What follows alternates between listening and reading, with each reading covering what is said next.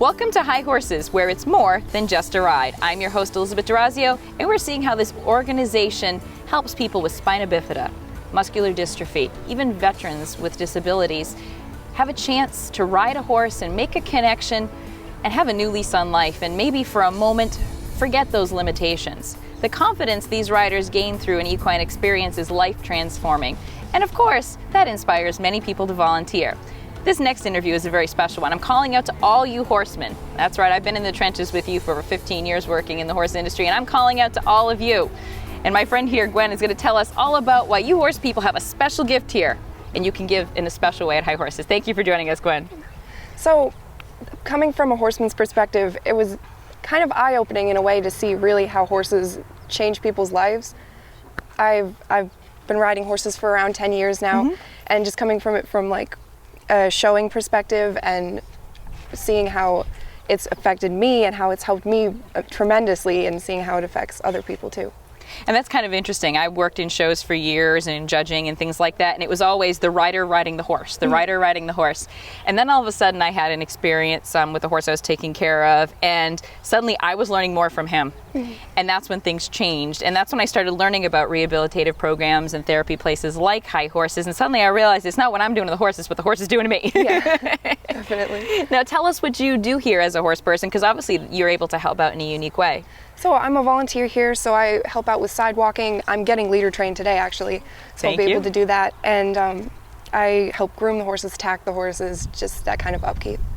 And that's important because they have quite a few horses here on site at Brookside Farm, and they really do need constant supervision, and they do need constant care. So in order to keep these animals healthy, they need to be groomed, and a large horse grooming is a long time. And they need to be mucked and they need to be walked. So literally, if you're someone out there and you love horses, or maybe you've had to get rid of your own horses but you still got the bug, this is the perfect volunteer position for you.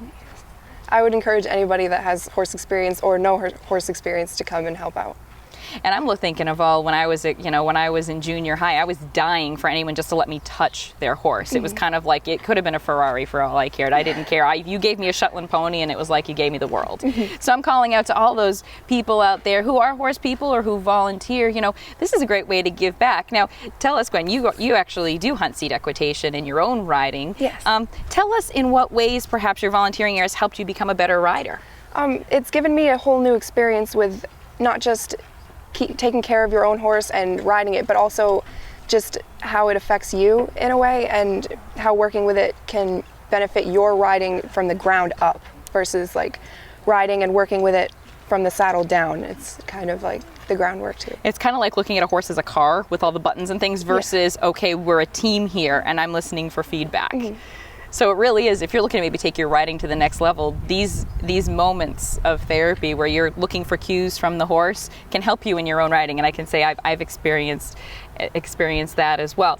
So I'm going to ask you, tough question, I'm going to get her nervous. If you could sum up your time here, because you've been here since the fall. Yes. What was your favorite part? Probably working with one specific kid and just watching them grow throughout the process. Just being able to see how they've gotten more confident with horses and in themselves even. Well, you changed one life, you've changed the world. I want to thank you, Gwen, and calling all horse people. Check out High Horses and their website. They're based right here at Brookside Farm in White River Junction. They're always looking for people with no horse experience or some, but if you have a gift with horses or you just love spending time with them, this is the perfect place to volunteer, and they could use your help.